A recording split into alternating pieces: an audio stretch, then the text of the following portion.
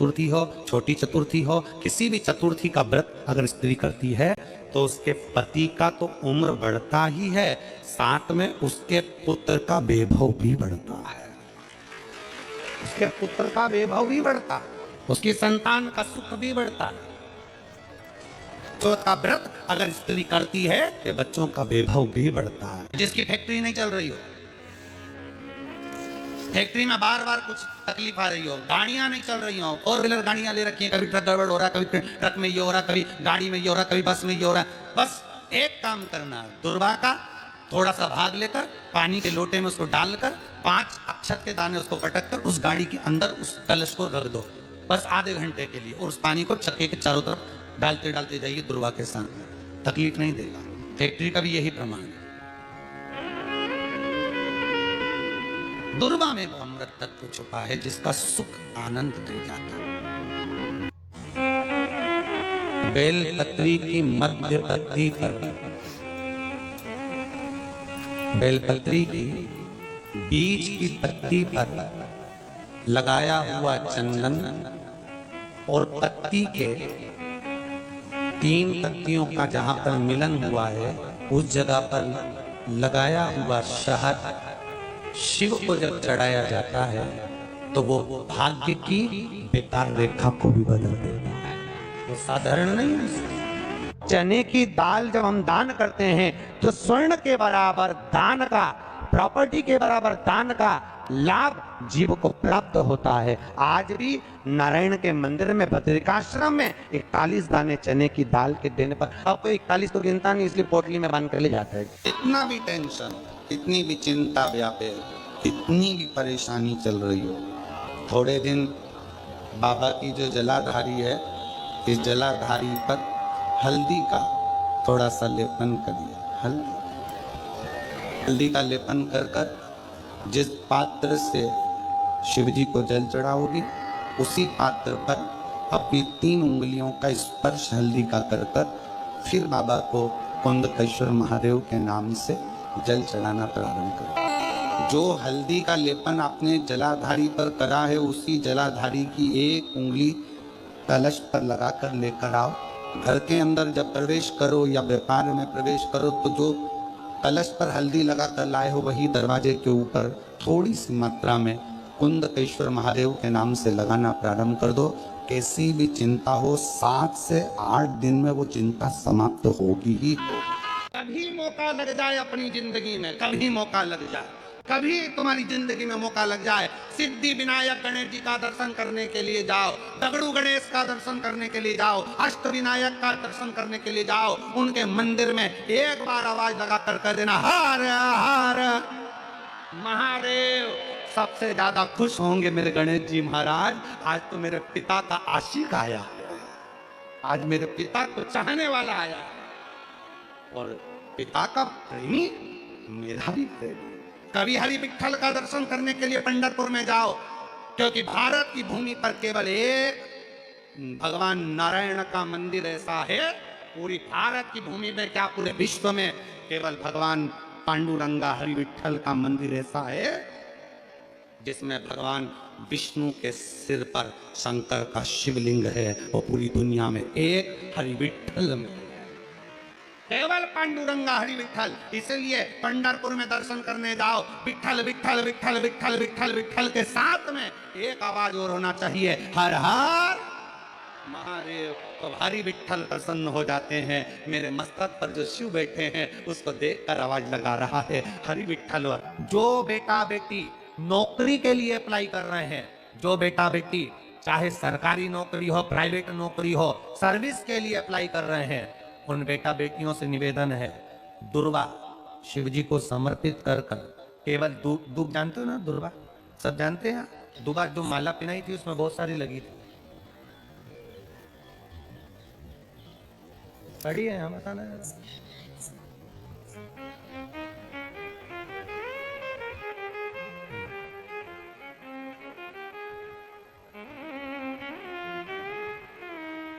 दुर्वा जो बेटा बेटी सर्विस के लिए अप्लाई कर रहे हैं, तुम मेहनत करो, पढ़ाई करो, खूब पढ़ो, खूब तैयारी करो, अच्छे से तैयारी करो। जितनी मेहनत तुमने पूर्व में करी उससे दुगनी मेहनत तुम करो उस नौकरी को पाने के लिए।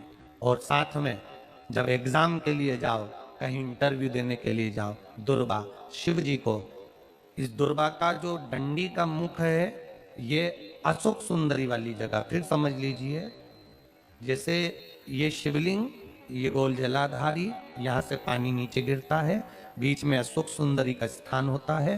तो ये जो दुर्वा हम चढ़ाएंगे तो इसका डंडी का मुख शिवलिंग के ऊपर चढ़ाएंगे तो ये शिवलिंग पर डंडी की जो भाग है वो अशोक सुंदरी की ओर हो गया और ये भाग इस ओर हो गया। शिव जी को समर्पित कर कर पहले दुर्वा चढ़ाएंगे, उसके बाद में देवादिदेव महादेव को एक लोटा जल जो तुम घर से लेकर गए हो वो समर्पित करो। 3 महीना लगातार अपनी पढ़ाई की मेहनत करो, अपने इंटरव्यू की मेहनत करो और खूब अच्छा पढ़कर साथ में एक लोटा जल और दुर्वा, शिव जी को भले 10 दुर्वा की जगह केवल एक दुर्वा चढ़ाओ, चढ़ाकर जल चढ़ाना, 3 महीने तक लगातार बाबा से प्रार्थना करना। विश्वास कहता है अगला पत्र तुम्हारा व्यासपीठ पर होगा, नौकरी मिलेगी निश्चित है। शिव पुराण कहती है मान लो, शंकर भगवान की कथा कहती है मान लो। यदि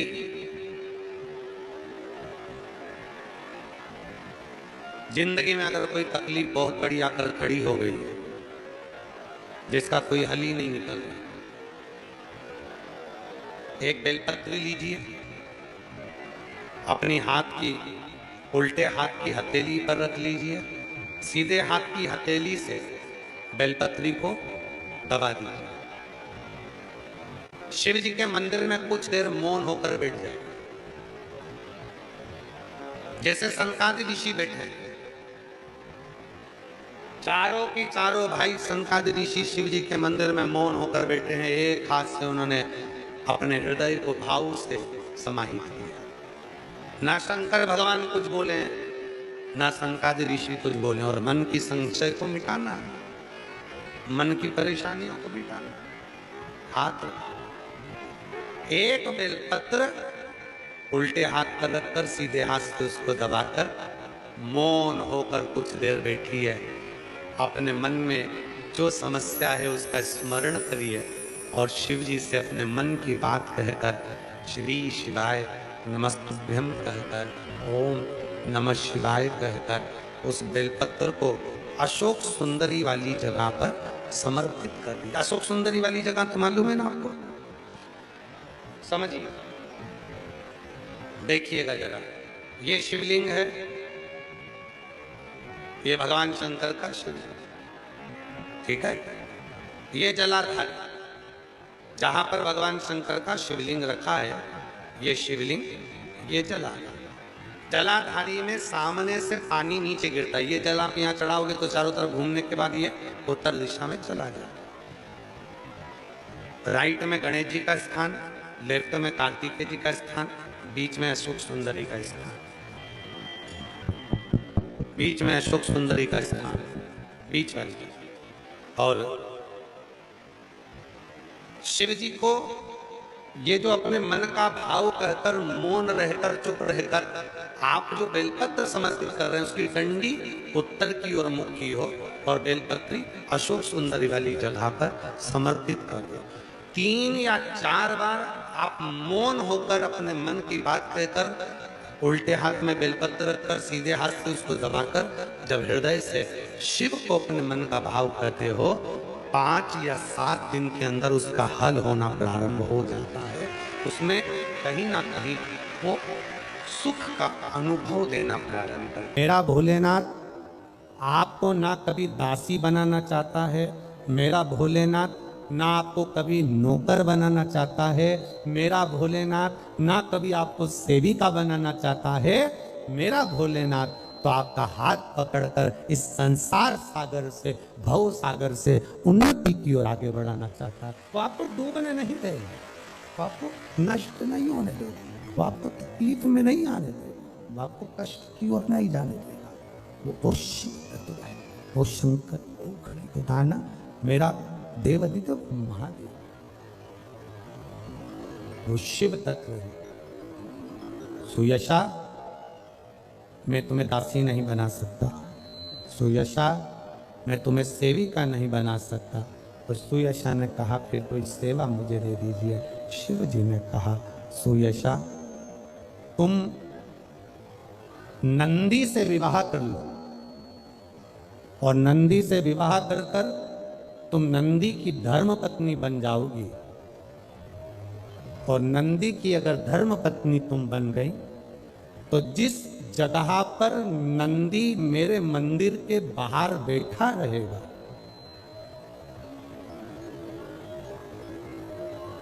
नंदी जिस जगह पर मेरे मंदिर के बाहर बैठा रहेगा, सुयशा उसके कर्णों में, कर्णों के करीब में तू स्वयं विराजमान रहेगा।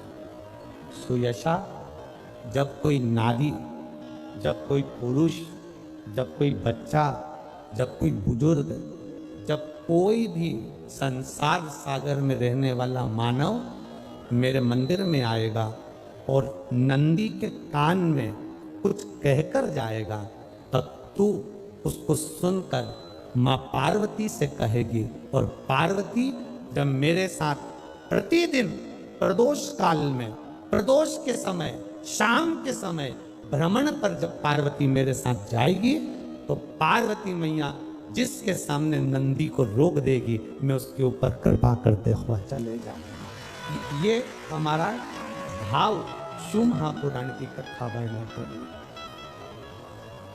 ये हमारा भाव भगवान देवाधिदेव महादेव का चरित्र वर्णन कर, ये शिव तत्व वर्णन कर। कितने लोग हैं जो भगवान नंदी के कानों में कुछ कहकर आते हैं? बोले हो कभी? सीधे बोल देते हो क्या जाकर? नंदी के कानों में कहने का भी एक तरीका है। आप लोगों को मालूम होगा वो तरीका? नहीं मालूम? ये बेलपत्री की जो डंडी रहती है ना, बीच का जो भाग है, ध्यान दिए ना जरा सा, ये बीच की जो डंडी है, फिर से देखिए, बेलपत्री के 2 पत्ते और उसके पास में जो बीच की जो डंडी का भाग है, दिख रहा है आप लोगों को? ये 2 डंडी, ये बीच की 2 पत्ती, उसके बीच में जो 2 डंडी का भाग होता है।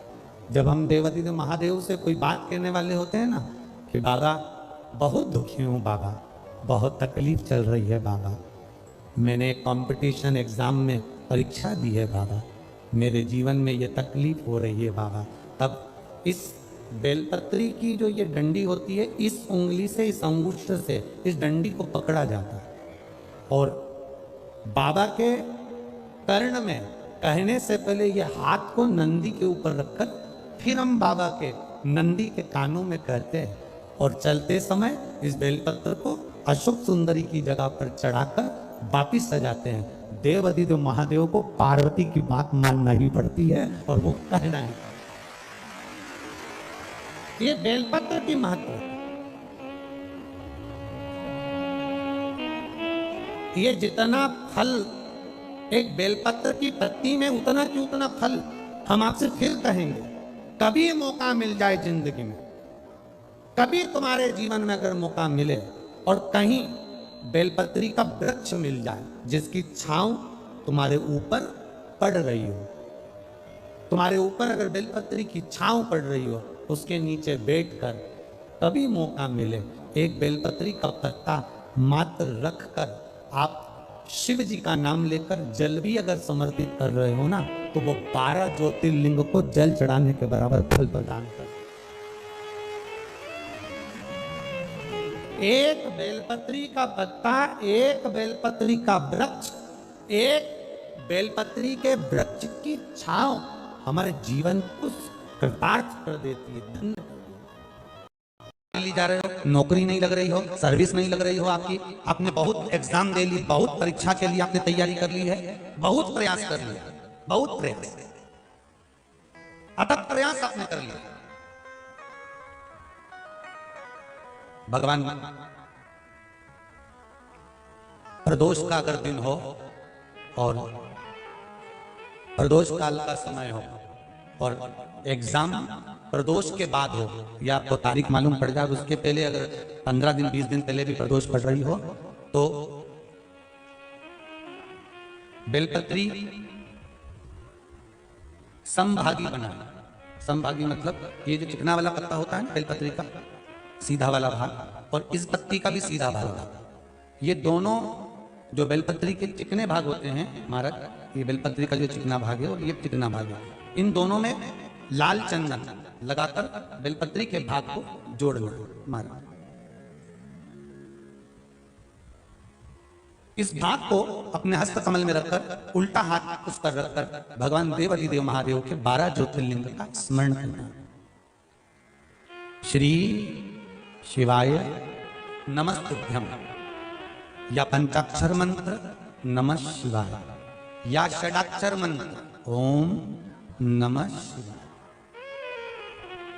पंचाक्षर मंत्र हो, षडाक्षर मंत्र हो, श्री शिवाय नमस्तुभ्यम शिव महापुराण का मूल मंत्र हो, स्मरण कर कर उस मंत्र का अपनी कामना कहकर अशोक सुंदरी वाली जगह पर उसको छुआकर भगवान शंकर पर उसका स्पर्श कराकर उसको लाकर नंदी का एक चरण ऊंचा भाग जहां चरण का हो, नंदी जब शिव जी के सामने होता है तो उसका एक पांव ऊंचा होता है, नंदी का जो पांव ऊंचा होता है उस मंदिर में, जो भी चाहे आगे पांव हो पीछे का पांव, जो पांव उस मंदिर में हो ऊंचा, उस चरण के पास अपनी कामना कर कर रख दीजिए और थोड़ा सा मूंग, हरा मूंग थोड़ा सा, श्री गणेश जी महाराज का नाम लेकर किसी भी गौशाला में या नंदी गण जहां हो, आपके मोहल्ले में कोई नंदी हो जो घूमता हो रोड पर, कोई बेल हो, तो उसको वो मूंग खिला दीजिए और उसके बाद थोड़ा सा हथेली लेकर थोड़ा सा खिलाकर आप अपने एग्जाम पर या कोई व्यापार चालू कर रहे हो या नौकरी करना चाह रहे हो, सर्विस करना, आप उसके लिए चले जाओ, उसमें सफलता मिलेगी। पर करना किसको पड़ेगा? जो व्यापार करने जा रहा है, जो नौकरी करने जा रहा है, जो सर्विस करने जा रहा है, जो अप्लाई करने जा रहा है, जो अप्लाई के लिए आगे बढ़ने जा रहा है, कोई कंपटीशन एग्जाम में बैठने जा रहा है, करना उसको। अच्छा, शादी करना है लड़के की, उपाय कर रही अम्मा, उपाय माँ कर रही है। शादी करना है बेटी की, उपाय कर रही माँ। थोड़ा तो बेटा बेटी का हाथ तो लगाओ उसमें, भले वो करने नहीं जाता पर स्पर्श तो कर दे उसको। फिर कल वाली बात आ रही है, तुम समोसा खाओगे तो तुम्हारे पेट में जाएगा, वो खाएगा उसके पेट में जाएगा। तुम भजन करोगे तुम्हें मिलेगा, वो करेगा उसको मिलेगा। बड़ी भारी संकट उत्पन्न हो गया, कोई ऐसी बात तुम्हारे मन में आकर खड़ी हो गई है जिस बात का कोई निर्णय नहीं निकल रहा, तो एक बेलपत्र को हाथ की हथेली में रखकर अपने हृदय से उसको लगाकर मन से बाबा को अपने मन की बात कहकर जब वो बेलपत्र हम शिव जी को समर्पित करते हैं, मान लो हम कुछ नहीं कह पाए बाबा भोलेनाथ जी को, हम अपने दिल की बात शंकर भगवान को कुछ नहीं बता पाए और कुछ रह भी गया तो हमारे मन की बात भगवान देवाधिदेव महादेव स्वीकार कर लेते हैं एक बेलपत्र के माध्यम से। जो हम चाहते हैं शिव उसको स्वीकार कर कर हमारी झोली खुशियों से भरना प्रारंभ कर देते। एक बेलपत्र हमारी पूरी बात को शिव जी तक कह देते हैं। और मेरी जीजियों, मेरे जीजाओं, मेरी बेटियों बेटाओं और मेरे बुजुर्ग माँ बापों से निवेदन है, मेरे माता पिता से निवेदन करूं, तुम दिन भर व्यस्त रहो, तुम अपने काम में डूबे रहो, अपनी फैक्ट्री में डूबे रहो, अपने दुकानों में डूबे रहो, अपने कार्य में, अपनी नौकरी में, अपने सब काम में डूबे रहो, मना नहीं है, पर निवेदन है 24 घंटे में से कम 24 मिनट भी ना निकले तो 24 सेकंड ऐसे निकालो जो भगवान शंकर के पास जाकर बैठकर अपने मन की बात कह सको और शिव जी आपके मन की बात की पूर्णता कर सको। कुछ भगवान के पास बैठा जाए और जब हम उनके पास में बैठेंगे, अपने हृदय की बात कहेंगे तो कुछ ना कुछ वो सुनेंगे। तुम्हारा समय बेकार चल रहा हो, तुम्हारी तकलीफों का समय चल रहा हो, तो इधर उधर कहीं मत भटको, कहीं मत जाओ। जाना है तो मेरे देवाधिदेव महादेव के मंदिर में जाकर एक लोटा जल चढ़ाना प्रारंभ करो, तुम्हारी घड़ी संवरना सुधरना प्रारंभ। मेरी जीजियों, एक बात आपसे पूछें, जरा उत्तर दीजिएगा। आपकी घड़ी खराब हो जाए, सुधरवाने के लिए कपड़े की दुकान पर जाओगे, किराने की दुकान पर जाओगे, फ्रिज की दुकान पर जाओगे या घड़ी की दुकान पर जाओगे? जम के बोलो, आवाज नहीं आई। घड़ी की दुकान। और अगर घड़ी खराब हो गई और उसको लेके तुम कपड़े की दुकान पर चले जाओ और कपड़े वाले से कहो कि मेरी ये घड़ी खराब हो गई है, इसको सही कर दीजिए, तो कपड़े वाला बोलेगा मेरे यहाँ घड़ी सही नहीं होती है। फिर घड़ी को लेकर आप अगर किराने की दुकान पर पहुंच गए और किराने वाले से कहा कि मेरी घड़ी सही कर दो, तो किराना वाला घड़ी सही नहीं करेगा। पर घड़ी को लेकर आपको घड़ी वाले की दुकान पर जाना पड़ेगा और घड़ी वाला कहेगा भैया इसको कम से कम 7 दिन में इस घड़ी को मैं सही कर दूंगा और ये घड़ी सही तरह से चलना प्रारंभ हो जाएगी। बस यही शिव पुराण कहती है, घड़ी बेकार हो तो घड़ी वाले के पास जाइए। उसी तरह घड़ी बनाने वाला कौन है, समय बनाने वाला कौन है, समय चलाने वाला कौन है, समय की गणना करने वाला कौन है? केवल एक, जिसका नाम काल अधिपति महाकाल। मेरे शंकर भगवान को रिझाने के लिए ना धन चाहिए, ना दौलत चाहिए। मेरे शंकर भगवान को रिझाने के लिए ना संपदा की जरूरत है, ना कोई वैभव की जरूरत है। मेरे शिव को रिझाने के लिए केवल एक लोटा जल, वो भी आपके घर का, जो घर में जल हो, जिस भाव का हो, जिस विचार का हो, जिस सोच का, जिस भाव का, जिस विचार, जिस जो आप सोच रहे हो, जिस सोच का, जिस विचार का, जिस कामना को शिव को समर्पित करिए।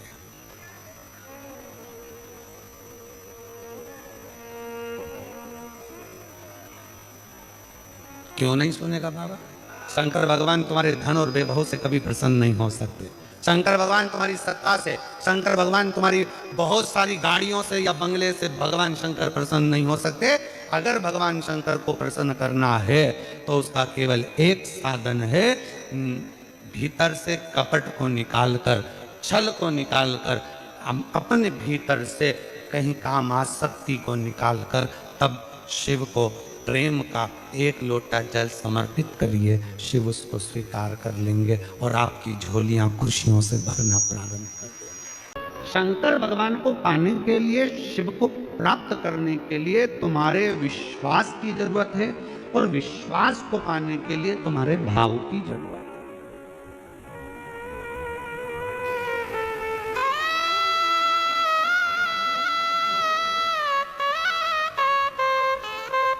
एक नाव और दूसरा भाव। नाव पानी में बहती चली जाती है, बहती चली जाती है और आखिरी में वो नाव फिर किनारे पर जाकर लग जाती है।